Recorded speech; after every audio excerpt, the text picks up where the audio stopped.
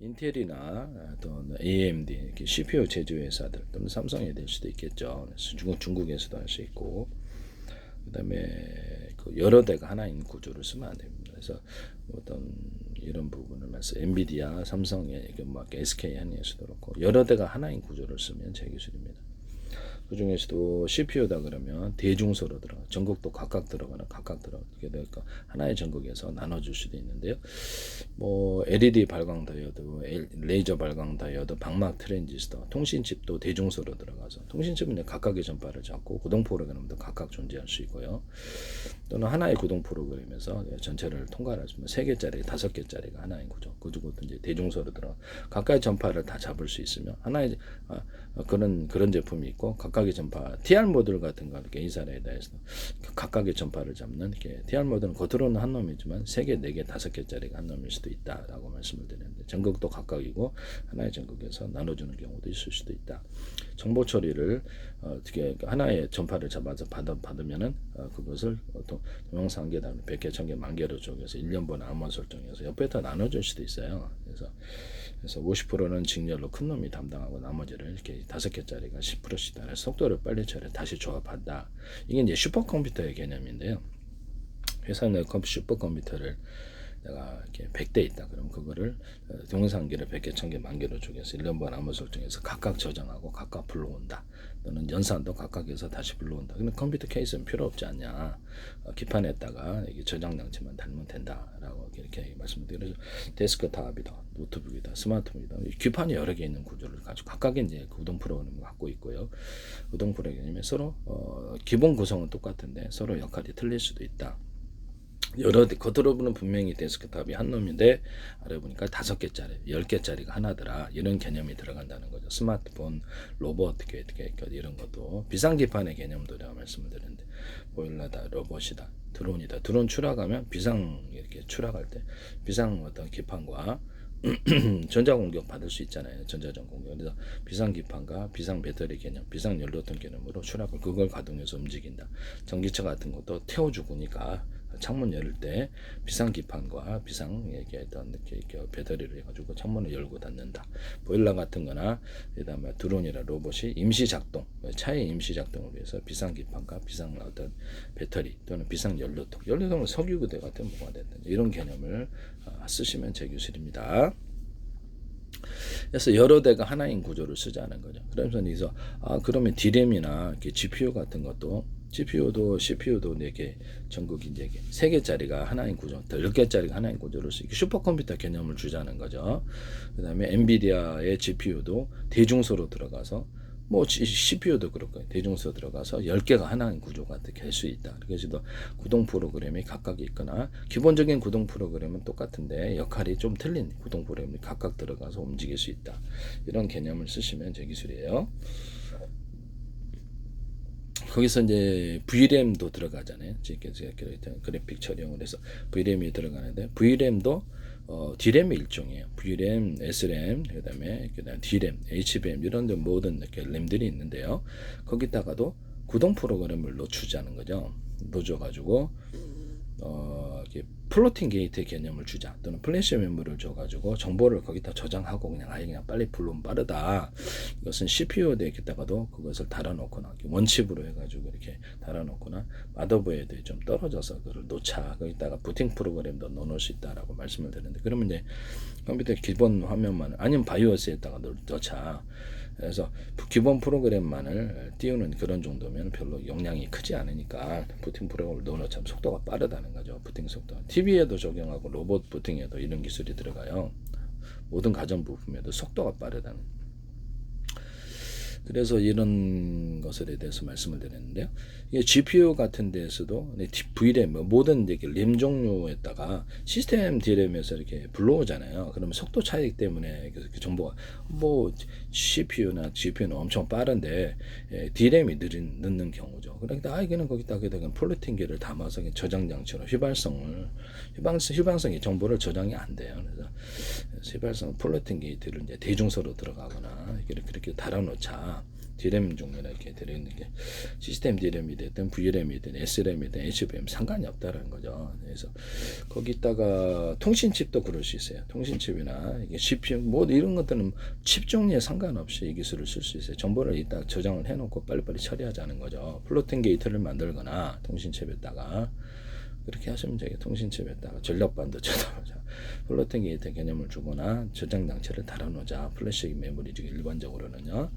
그래서 이름이 뭐가 됐든 예, 저장 장치를 다시면 제 기술이다. 이름이 뭐가 됐든. 예, 그래서 이제 거기서 그러면 D램 같은 것도 VRAM이나 SRAM인 것이 뭐 슈퍼컴퓨터가 여러 대인 것처럼 안에가 겉으로는 한 놈처럼 봤더니 20개짜리, 100개짜리가 하나더라. 그 중에 정보 용량을 따라 대짜리, 중짜리, 소짜리가 있더라. 그러니까 안에 구동 프로그램이 하나가 구동 프로그램 전체를 통과할 수도 있고, 그래서 CPU에 너무 정보를 몰아넣으면 이게 과부하가 걸린 발열이 문제가 생기니까 얘가 하나의 작은 CPU가 되자는 거죠. 작은 CPU가 돼가지고 슈퍼컴퓨터를 갖다 20대를 거느리는 슈퍼컴퓨터가 되거나 100대를 거느리는 슈퍼컴퓨터가 되는 이런 개념을 모든 반도체, GPU, CPU, 그 다음에 HDD 자체도 슈퍼컴퓨터가 되는 거죠. HDD, SSD 저장 장치도 자체적인 포맷을 가지고 구동 프로를 가지고 정보를 분할 처리하거나 동영상 한 개를 100개, 1000개, 만 개를 분할 처리하거나 다시 합산하는 기술도 쓸 수 있다라는 것이죠. 이거를 이제 하지 말라는 거죠. 제 말은 이해가 가시죠? HDD 같은 데나 SSD에다가도 플래시 메모리를 달아서 급한 저장을 거기다 하고 마더보드에다가 그냥 이렇게 칩 컴퓨터 설계할 때 그걸 넣어줄 수도 있고, 그래서 그래가지고 이제 거기다 넣어줘갖고 움직인다. SSD는 플래시 메모리의 집합이지만 대중소로 들어갈 수 있어요. 플로팅 게이트도 대중소 들어. 플래시 메모리에 이 기술이 들어가시면 제 기술의 플로팅 게이트를 그렇게 해서 하자라고 말씀을 드렸거든요.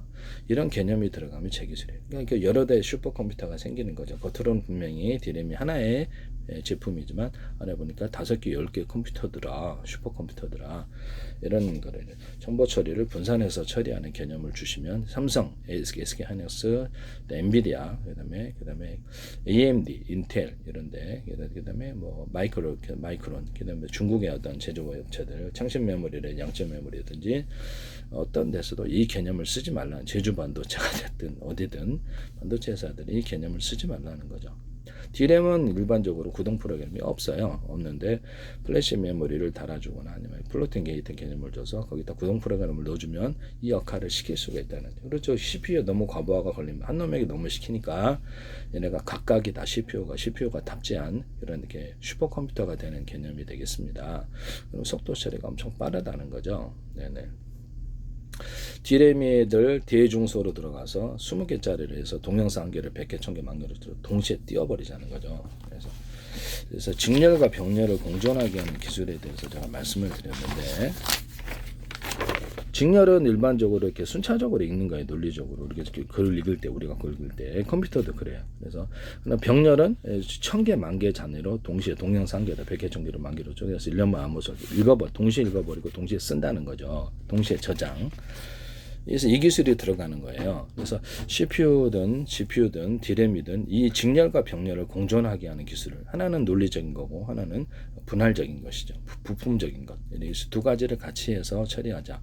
인간은 여기서 1000개 단위로 동시에 읽을 수 없어요. 그렇지만 컴퓨터는 그게 가능하다는 거죠. 동시에 논리적으로도 읽을 수 있고 동시에 읽을 수 있고 정보를 쓰고 저장하는 데는 특히 이게 빠르다라는 거죠.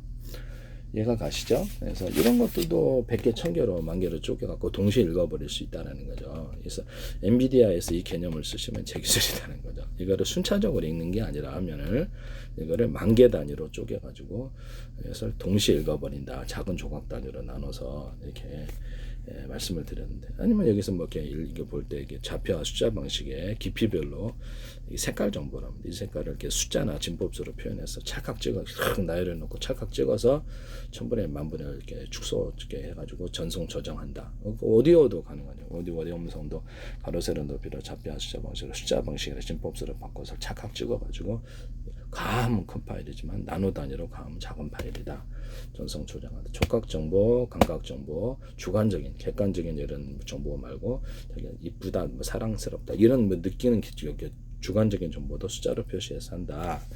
그것이 이제 광신호 처리하고 전기신호 처리기, 아날로그 디지털도 영어처럼 전 세계 이제 한국어 공통어처럼 만들어가지고 얘를 속도가 차이가 있으니까 아니 공통 언어를 만들자. 그것이 숫자 방식일 수도 있다라는 거죠. 약속이 뭐가 됐든지 공통 언어를 만들어서 광신호, 전기신호에게 그 소통을 통역사가 없이 직접 대화하자는 거죠. 그래서 그렇게 하시면 제 기술이 되겠다. 그래서 속도 차이를 빠르게 하는 이런 기술을 사용하시면 제 기술이에요. 그래서 안녕하십니까, 어디 가십니까, 식사하셨습니까를 78, 64, 24로 정해놓으면 국제 표준으로 하자는 거죠. 그래서 각 나라에서 마음에 안 들면 각 나라나 각 기업 각각 만들 수도 있어요. 각각 약속하기 나름이니까 국제적인 약속을 하자. 그것이 인간의 언어가 되고 컴퓨터 언어가 되고 아날로그 디지털 언어가 되고 이렇게 광신호하고 전기신호기 처리 공통 언어가 된다는 거죠. 그럼 속도 차이가 없이 병목 현상이 안 생긴다 이 말씀이에요. 그래서 현재 있는 내가 이렇게 전화를 딱 하면 내 목소리를 가로세로 높여 좌표 숫자만 분석해가지고 숫자나 이렇게 진법수로 보내고요. 그쪽에서 똑같은 목소리를 얘기해 줄 수 있어요. 그래서 내가 영어 몰라도 독일어 몰라도 스페인어, 아프리카 몰라도 한다는 거. 그쪽에서도 마찬가지. 유무선 통신에서 이 기술을 씁니다. 컴퓨터에서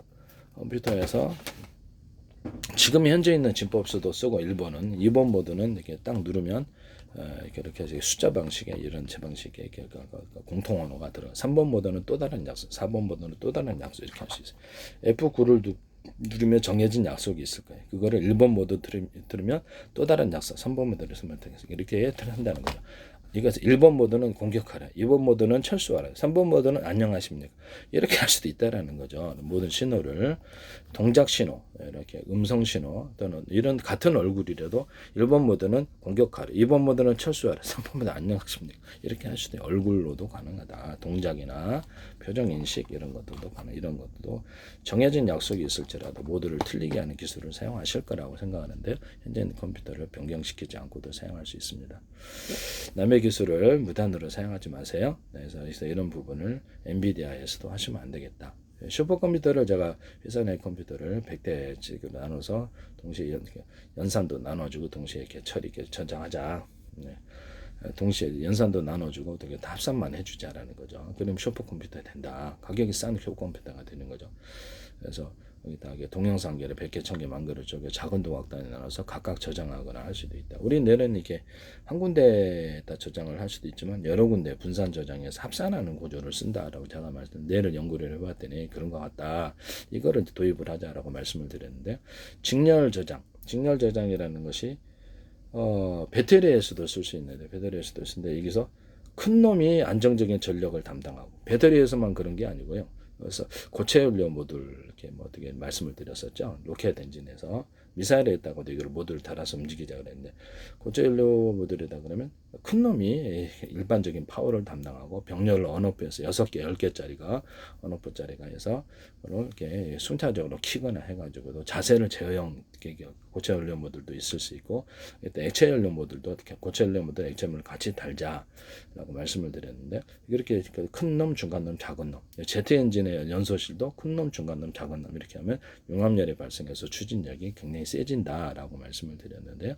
하시면 제 기술이 되겠어요. 자세 제어형 고체 연료 모듈 작은 놈들도 존재할 수 있고 액체 연료 모듈, 고체 연료를 같이 섞어서 미사일에다가 외부 장착용으로 할 수도 있고 그렇게 드론에다가도 외부 장착용으로 하거나 전투기에도 달아놓을 수도 있다고 말씀을 드렸는데요. 그래서 이런 부분을 말씀을 드립니다. 이 남의 기술을 무단으로 사용하지 이 개념이 들어가면 무조건 이게 제 기술인 거죠. 그래서 현재 있는 D램도 제 기술을 이렇게 어차피 다 쓸 거라고 생각합니다. 근데 썼는데 어떻게 그래서 HF의 마음 때 제가 상당히 의심을 많이 했어요. 그래서 이게 그 회사의 제조 회사가 아니다 보니 내용을 알지 못하잖아요. 그래서 저거 내 기술 들어가는 거 아니야? 이런 생각이 들어요. 왜 저렇게 많은 D램을 저렇게 만들지? 생각을 했어요. 그래서 노림수가 그러면 이렇게 플로팅 게이트나 HF거든 플래시 메모리나 또 다른 저장 장치를 만들어서 칩으로 만들어주면 완전히 그렇게 슈퍼컴퓨터네 이 생각이 들잖아요. 그래서 이거 봐라. 네. 엔비디아 그다음에 CPU, GPU, D램, 통신칩, SRAM, VRAM, 엔비디아도 그리고 TSMC에서도 이렇게 만들겠죠. 엔비디아 거. 그래서 만들면 그것은 제조 반도체가 됐다. 어떤 대체는 이 기술을 쓰시면 제 기술이다 이 말씀이에요. 이해가 가시죠? 부품 단위잖아요. DRAM도 부품이고 GPU도 부품이고 HD도 부품이고 SSD도 부품, CPU도 부품이죠. 이 부품 단위가 하나하나가 작은 컴퓨터들의 연합이 만드는 슈퍼컴퓨터가 된다는 게 제 기술입니다. 그래서 구동 프로그램이 각각 들어갈 수도 있고 일반적인 구동 프로그램은 대동소이하지만 역할을 따라서 틀려질 수도 있다. 통신칩도 그러고 전력반도체도 그러하다. 그래서 여러 대가 모여서 하나의 기술을 쓴다. 뭐 데스크탑 노트북 같은 데서 이렇게 스마트폰에 여러 사람이 접속을 해가지고 유무선으로 접속을 하자. 유선 무선 둘 다 처리하시면 되겠어요. 유선 전화기도 그렇고 TV도 그렇다. 그래서 통신 채널을 늘리자는 거죠. 접속해서 각각 다른 일을 할 수가 있어요. 각각 다른 일을 하자. 그래서 뭐 동영상은 각각 다른 동영상을 시청할 수도 있고, 그래서 그걸 이제 방송국으로 가져가자 그랬잖아요. 그래서 거기다 방송국으로 해서 이렇게 유선 인터넷망 회사가 하여튼 예동통신을 해서 방송국을 이렇게 그 사람의 동영상기를 100개